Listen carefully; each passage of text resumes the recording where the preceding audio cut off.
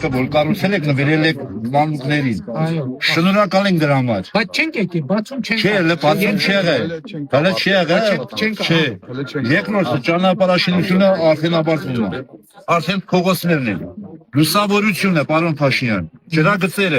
ռոռոկման, խմելու ջրագծերը։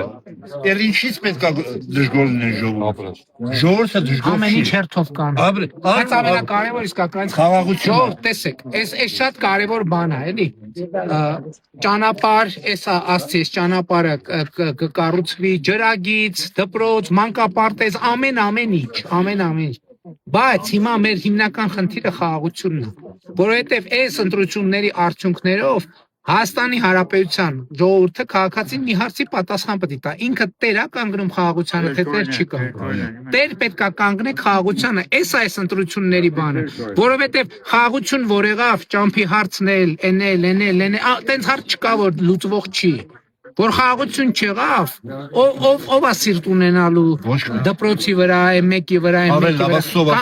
կամ էլ Վարդենիսում, որ խաղաղություն չեղավ, սոտքում, հələ մի րոպե, պարոն Թորոսյան,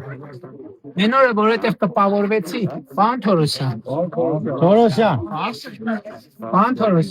նա սոտքում քանի տուն է, էլի 10, հա? Եվս 10։ Չէ, ես պարին մեծ թիվ էր սոտքում։ 77 տուն է։ 77 տուն սոտքում կառուցվում է։ 74 հաստատված։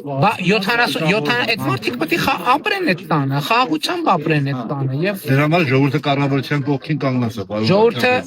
26 թվականի հունիսի 7-ին պետք է իր քվեարկությամբ խաղաղությանը տեր կանգնի։ Այդ շատ կարևոր բան է։ Շատ շնորհակալ եմ։ Դալիս է։ Շնորհակալ եմ։